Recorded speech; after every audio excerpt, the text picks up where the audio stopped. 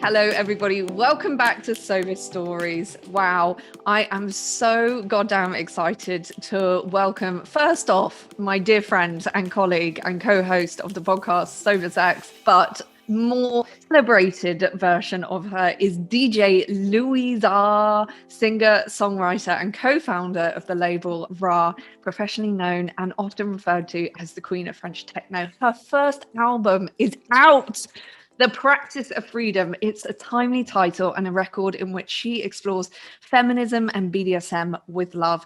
Thank you so much for being here and being a part of Sober Stories. What an intro. I love you so much, Rose. I'm so excited to talk to you. I mean, we talk a lot, but now I'm really excited about it. Now we're doing it. We're recording a conversation.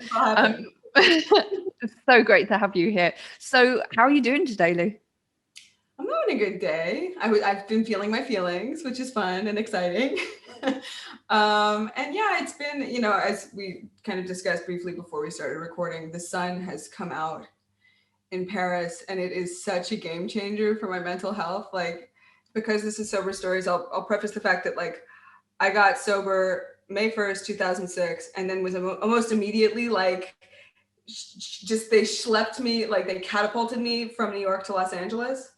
And I didn't realize until I moved to France that Los Angeles has no winter, really. So my seasonal affective disorder that I thought was purely active drug addiction, I thought my depression was just because I was a drug addict. Actually, I think in addition to being a drug addict, had a lot to do with the fact that my brain just cannot function. It cannot produce its own happy chemicals when there's no sun. So it's been interesting to kind of recalibrate that and get comfortable, not comfortable, but okay with being depressed in sobriety and riding that wave out. And so it's really nice to be spring is here. Yeah, what a relief. And also it's been a dark winter with everything that's been going on. Can you talk a little bit about the album that's just come out, The Practice of Freedom? I want to hear some deets about this and how it's going in the release. It's been going really great. I mean, I think again, as good as possible during a global pandemic where we can't really tour on it. So I had a lot of anxiety kind of with the release because it's been in the pipeline, it's been ready for probably 2.5 years. We started writing probably close to 3 years ago. And my whole life has kind of changed around trying to get this record out. And so I really I didn't know quite what to expect. And I was very afraid of it feeling like New Year's, which is for me is always, if I'm not working, it's especially challenging because I expect it to feel different and then it doesn't feel different. And then I feel sad. But so I've been trying to really feel everything, be present for the accolades, be present in the, I didn't anticipate the feeling of surrender, of letting something go because it's not mine anymore. It's in the world. And, it's been a real gift, but for the week after, I had to kind of take everything down a little bit just because it was so much kind of energy was released. I sound like such a hippie today, but that's no, but it's the reality of being a recording artist is what you're describing. I think so many people sort of think this glamoured lifestyle of where one's in the recording studio and jetting off here, and the reality of being a successful recording artist looks like a lot of downtime, and especially during this pandemic, but also waiting for things to come out not on your time, doing the work not on your timeline, and that can be frustrating, right, as a creative person. How do you manage that? It's been interesting because I've actually kind of gotten more work productively in terms of recording during the pandemic. It's been really a productive time for me. But it's funny that you talk about it's not necessarily a glamorous lifestyle. This is the RAR distribution center. It's just boxes of records. Envelope stuffing, admin walls. Basically just here they are. I guess there's not that many deadlines. At this point for me, that's not kind of my setup right now. The challenging thing was kind of waiting for a release date that get progressively being pushed back and kind of having to navigate what does that mean for kind of expectations around career trajectory or where I want to be doing what, I make a list of goals every year and finishing this fucking album and having it out into the world and starting a band has been on it for like literally 6 years. So it's cool that it's actually happened in 2020, even with this global pandemic, you know? So I guess it's a combination. It's like twofold, right? It's like setting goals and marching towards them, but also being very much kind of in, you know, something we talk about often in recovery is like the serenity prayer of like, what can I actually change? And can I be courageous? Like for me, that looked like in practice, I felt as this record was kind of wrapping up that the management I was with wasn't the right fit anymore. And so like the thing I could change was, how do I depart from that situation in a loving way that makes, like, allows my growth, but also kind of holds gratitude for the situation that really helped me get to where I was, you know? So I think that there is accepting the things you can't change, which is like global pandemic. These things take time. Working within the structure of an industry that worships like digital streaming platforms that has very specific deadlines about like, you can't release one thing on top of another because unless there's 3 weeks, you can't pitch play, like the kind of reality of the actual industry. Right. Versus like, what can I change? How can I be an advocate for my work? You know, and that's not being a diva. Like, how can I have boundaries and be like spiritually centered when it comes to the question of like, go or stay? You know, like, can I have the patience to wait for the best thing instead of settling for the good thing? God, that's beautiful. And what integrity that does take in an industry. Such a bitch. Yeah, absolutely. Let's go back a little bit. You said you've been sober since May the 1st, 2006. So tell me a little bit about your journey, and is there a way that you keep count of your sobriety? I mean, it's handily a very memorable date because it's also your birthday. What's up?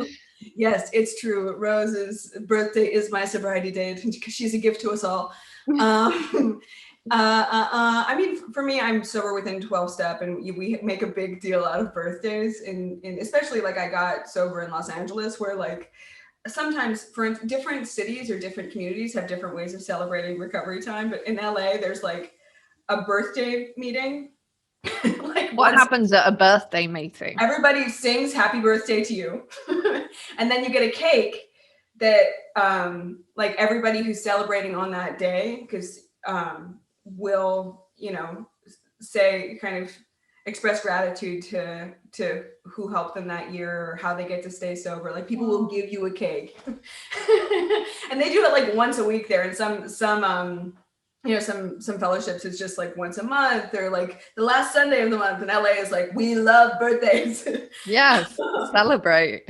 Yeah, and I think, you know, for me, it really does mark a period. Like it marks the beginning of a totally new way of life.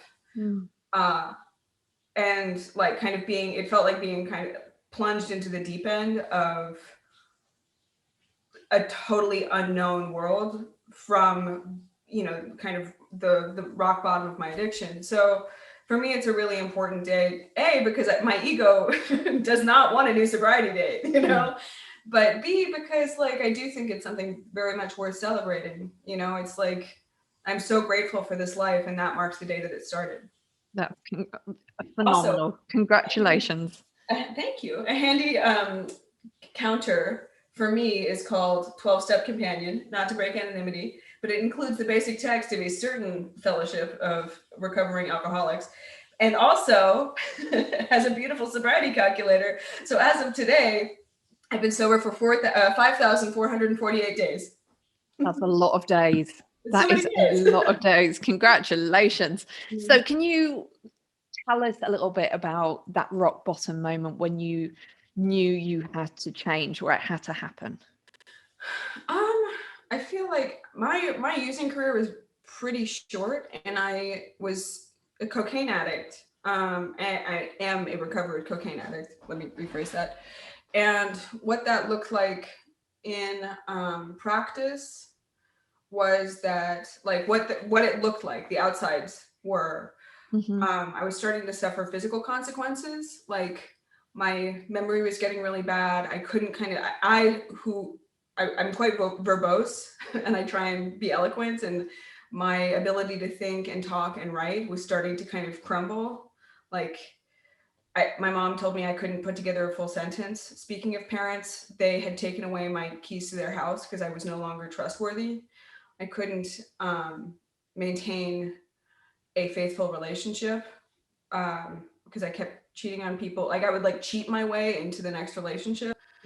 I was 2 months behind on rent because I spent all my money on drugs. Friends who expressed their concern for me were kind of cut off from my life because I didn't want to hear it. I was on academic probation from the school that my parents were paying for.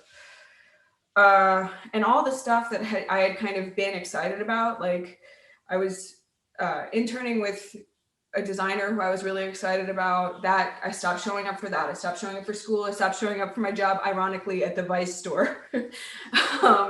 I was a competitive athlete. I was like showing horses, and I stopped being able to kind of have any ability to show up for anything besides getting more drugs.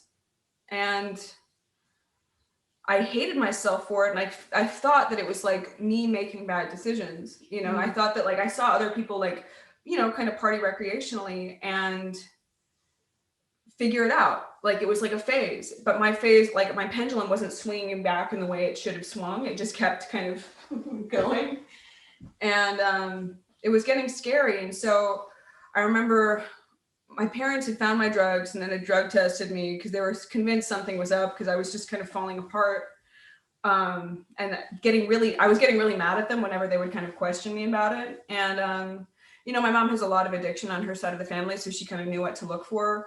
But they were basically like, we're going to drug test you on a Wednesday. And we're going to drug test you again on Sunday. We're going to have a family dinner and drug test you on Sunday. So like, just FYI, heads up. So I tried really hard to get clean until my effort at detoxing was to like drink a lot of cranberry juice at my drug dealer's house. Shout out Bushy, what up? And like sweat it out in like an American Apparel like mesh bathing suit. I was just like, there was no hope, you know. But I remember kind of knowing what the consequences would be, or not knowing what the consequences would be, but kind of knowing that if I tested dirty on that Sunday, that something bad was going to happen. And I realized so I told everybody not to sell to me. I kind of tried to like protect myself, and I still managed to find drugs. Like I realized it did not matter. It was the first time I really knew that it wasn't me making the decision, because I had tried to not do the thing that I ultimately ended up doing, which was to do more drugs. And thankfully there was no drug test on Sunday. They just sent me to rehab. So there was an intervention. And basically people who cared about me showed up and told me that like watching me destroy myself like this was heartbreaking to them, and that unless I took this offer of help, they couldn't be in my life anymore, or in my parents' case, financially support me. Which, I mean, like, I'm so fucking fortunate to have a family that could pull that, you know. And so because I had seen over the course of that like 5-day period that I was in fact powerless over my addiction, that even if I wanted to stop, I could not stop. Like I was able to kind of squeeze through the door of willingness and take that offer of treatment. And I've really thankfully been sober ever since. Oh, fantastic. And what you say it's like a short career, but a lot happened in that short space of time. And, we talk about consequences. It seems like they were vast. And, how did your recovery start from there? What happened? What did that look like? So you had the intervention, and an intervention, for people who don't know what an intervention looks like, a professional one, is what Louisa described really well, which is it's orchestrated by somebody and the family come together, and it's not a punishment. It's people sort of loving you enough to sort of stand up for the part of you which they're no longer seeing and they really care about. So you had that loving intervention, which sounded like it worked, and you went off to treatment. What did that look like, and how long did you go for? I went forever. I mean, I was 20 years old at the time. So I went for 30 days to a place called Karen in Pennsylvania. And I believe they do scholarships. I would highly recommend it. It was fucking awesome. Like it was 12-step based, and it was just like such I remember like I started to get kind of a foundation of recovery where I started to kind of understand alcoholism and addiction. I started to be able to like feel feelings and like see color again. I remember like within my kind of first 10 days having like the world come technicolor. You know, it had been gray for so long, and it was like I could finally like have the obsession to use lifted, you know? And that's not to say it wasn't like gnarly, and having feelings for the first time in a few years wasn't like really intense and scary, but they had a really strong message. And I was told that like whatever I put in front of my recovery, I would lose. But if I put my recovery first, I could have anything, you know, except for, of course, drugs and alcohol. And as like, you know, I'd already started to DJ and kind of be a part of New York's electronic music scene at that moment. And I was really concerned about not being able to do that again. And they basically told me that like, if I put my recovery first, I could go anywhere and do anything as a sober woman. And but that meant like they made the suggestion of going like switching everything up, because my plan was just to kind of like do 30 days and then like go back to my life, you know, and like maybe like not fuck up as much at school. And instead they were like, we think you should change everything. And I was like, I know, the only thing that has to change is everything. They're like, no, like everything. So basically they suggested a more long-term treatment program in California. And I eventually like moved my life there because I didn't have any of the like people, places, and things, you know, I had to kind of trigger me in LA because it was a totally new life. And also like, it was a really excellent opportunity just to have an entirely like clean slate of reference, you know? And so, I mean, I do believe that it's totally possible to recover without any treatment, you know? And like, I highly recommend 12-step fellowships. It's an amazing support community. It's an amazing place to get mutual aid, you know, where people help people, which helps themselves.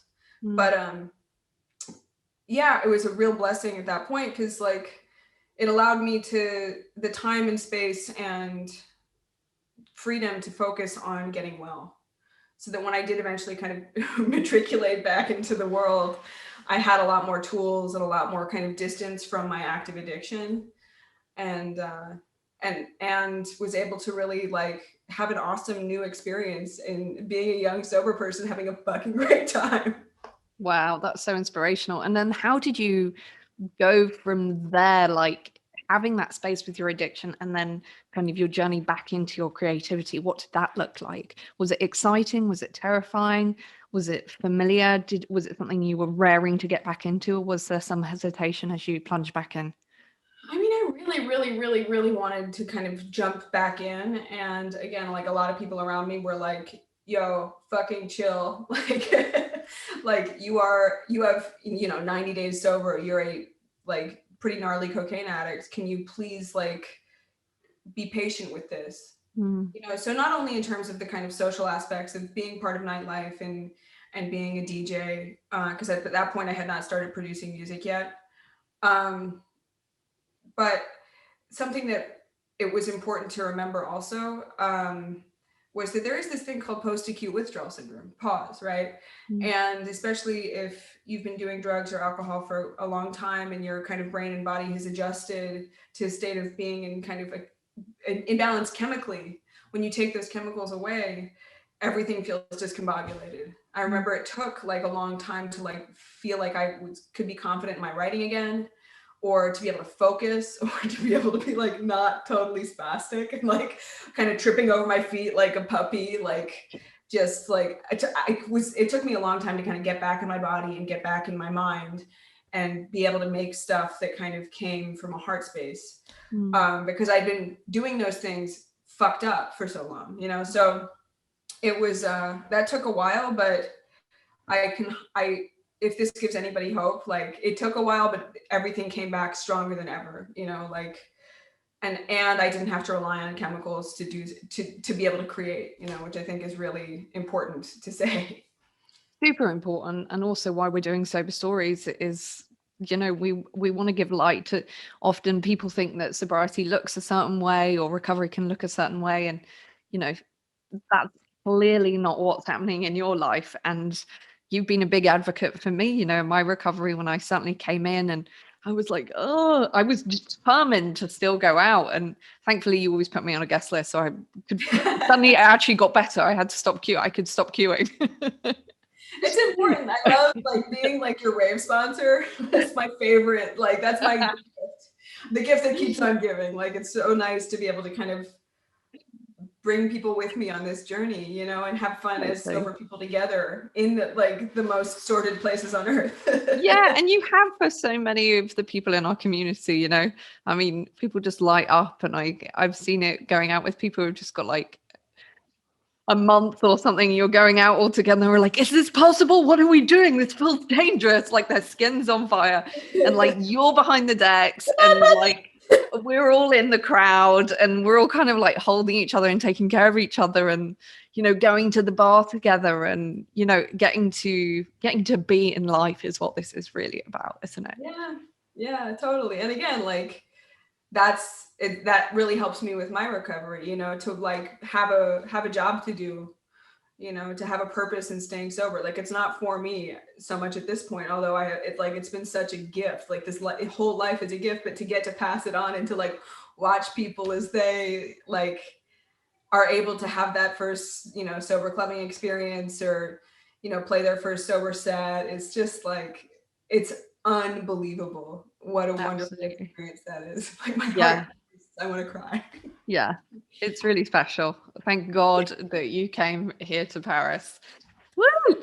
So on the Sober Sex podcast, we have been so thrilled and blessed to chat to wonderful, wonderful guests regarding addiction, recovery, sex, intimacy, and a plethora of other subjects. How has sobriety changed your intimate relationships? Well, I mean, I was able to stop like compulsively cheating and sleeping with my drug dealers. So that's cool. I mean, honestly, like the beauty of recovery for me is that for me in so many different areas, but especially this one, is that I realize it's not like there's not a fixed point. Like allowing the recovery process into my life allows me to heal in a lot of different ways. And to keep growing. Like it's continuous. It's not like there's no plateau. There might be a plateau, but there's no like landing page of like this is where you are forever now.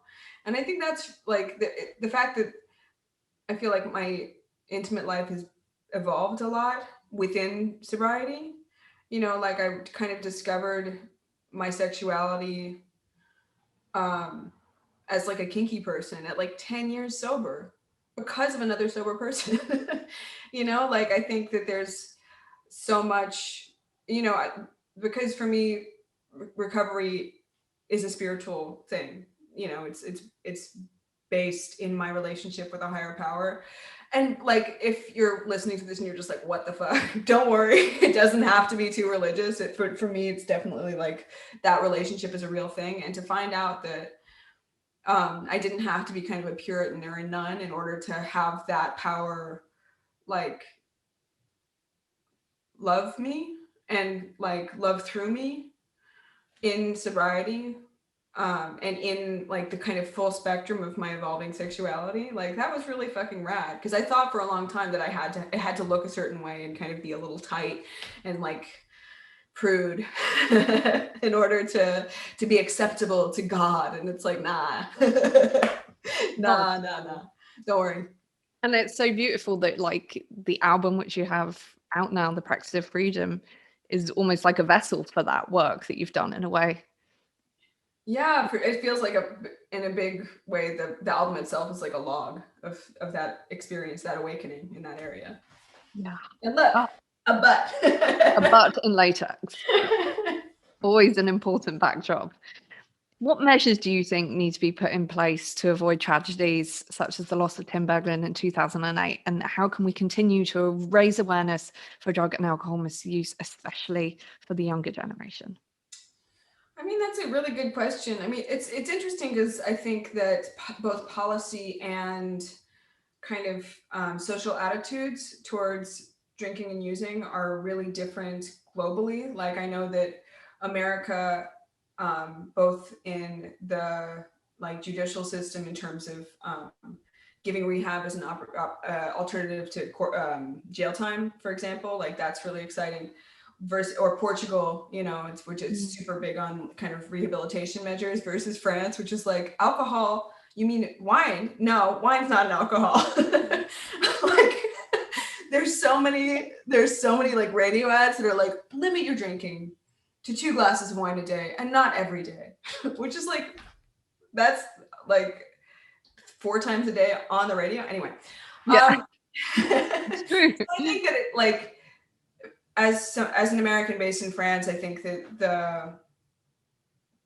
the suggestion or the kind of linking of people who need help with mutual aid societies like 12-step programs could be amazing.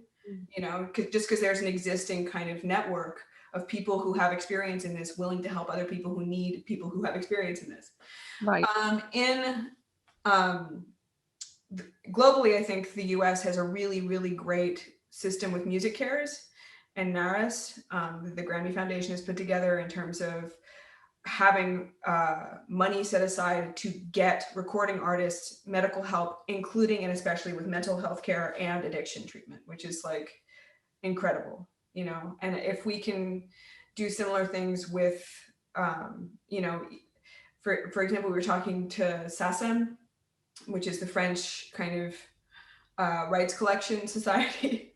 Sorry, this is quite technical, about trying to advocate for solutions in this area. But, you know, there's a lot of kind of hoops to jump through. And I think artists who are fortunate enough to have some recovery or to have a solution to pass on, like, not to break anonymity or anything, but to be able to say, like, if you need help, slide into my DMs. I can tell you how I did it. Yeah. You know, like, if that's the bare minimum that we can do right now, let's fucking do it. Just because I think, you know, this is a precarious industry to be sober in. And the more we can help each other and the bigger community we can kind of build of sober musicians and people working within nightlife, the better, you know, like there's enough love to go around. Totally. And let's make the dance floor a safe space, and that one that you can get fucked up on life in, you know, and you don't need anything else, because like you've so coherently expressed, the treats and the rewards are just palpable, aren't they? So many treats, so many rewards. What advice would you give to others that are embarking on their sober journey?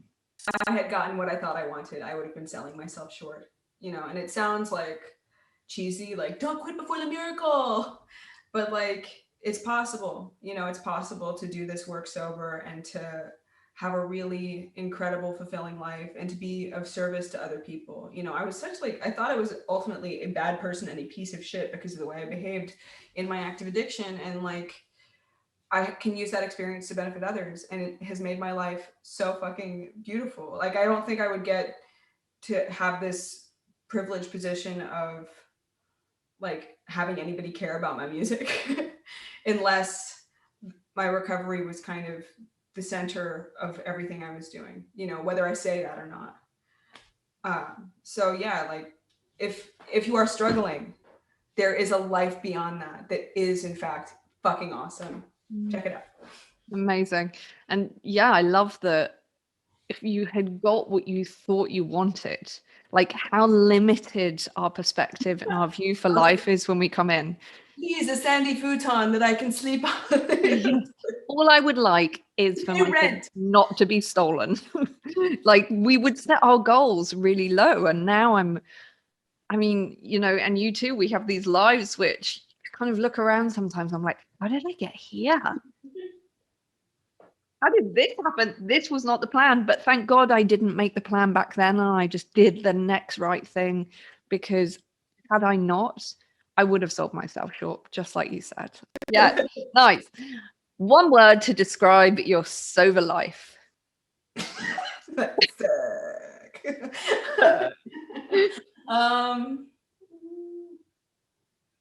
Very full. Full. Lush. Lou, you have been an absolute dream. Thank you for sharing your sober stories with us today. Damn, I love you, Rose. Love you too. Where can people find you? I got a website.